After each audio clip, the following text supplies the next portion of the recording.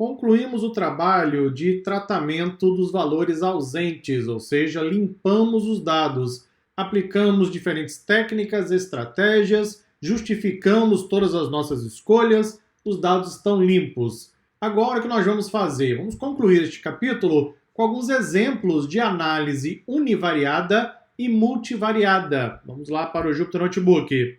Este Jupyter, o de aulas, onde você encontrou os exercícios, eu já concluí, ok? Então agora você pode fechá-lo, não terá mais exercícios ao longo deste capítulo. Eu já concluí este Jupyter. Vou trabalhar agora no Jupyter de solução, ok?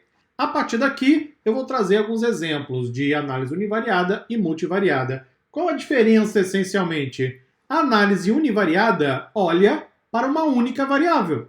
A análise multivariada olha para a combinação de duas ou mais variáveis. Normalmente, quando temos apenas duas variáveis, chamamos de análise bivariada, mas não deixa de ser uma análise multivariada, porque temos, claro, mais de uma variável. Então vejamos. Quero calcular a proporção da variável de estado civil. Então quero saber como está a divisão dos meus registros dos clientes, não é, que estão representados nesse conjunto de dados. Veja que nós temos basicamente 60% das pessoas casadas, 28% solteiros e cerca de 11%, 16% divorciados. Então tá aí a informação rapidamente com apenas uma linha de código.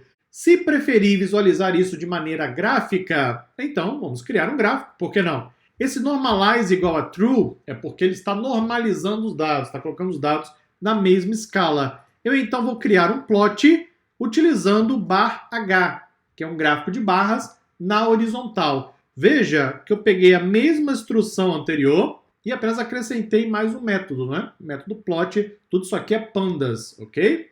Que é o famoso framework para manipulação de dados em linguagem Python. Então aí está a mesma informação anterior, só que agora de maneira visual. Vamos fazer o mesmo para job. Veja que eu estou fazendo análise univariada, não é? Estou olhando para cada variável de maneira individual. Agora a variável job, veja que eu tenho aqui as proporções para cada tipo de trabalho. Vamos colocar isso em um gráfico, também um bar H, que é um gráfico de barras na horizontal, e aí está.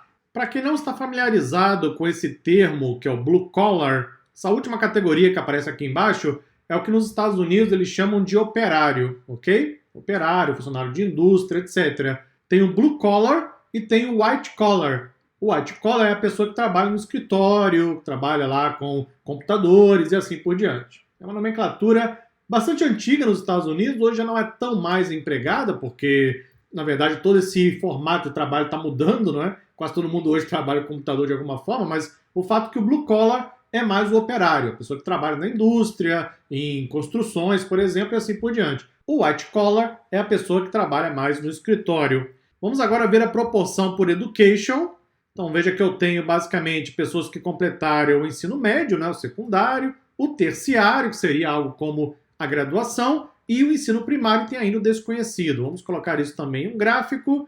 Veja que eu estou repetindo basicamente a formatação e agora eu vou mudar apenas o gráfico. Ao invés de usar o gráfico de barras, vou usar o pie, que é o gráfico de pizza. Veja que basicamente metade das pessoas que estão nesse conjunto de dados tem como educação o ensino médio, o ensino secundário nos Estados Unidos. Vamos analisar também a variável resposta, que indica se a pessoa comprou ou não o produto do banco. Esse dataset representa informações de campanhas de marketing de uma instituição bancária, etc. Basicamente, veja que a grande maioria, cerca de 88%, não comprou o produto bancário. E cerca de 11, 12% arredondando, fizeram a compra. Vamos colocar isso também em um gráfico e lá está a proporção. Então, a análise univariada é quando você quer olhar para o comportamento de uma variável. Só que, normalmente, nós queremos compreender o comportamento de diversas variáveis. Aí nós empregamos a análise multivariada, que eu vou trazer no próximo vídeo. Até lá!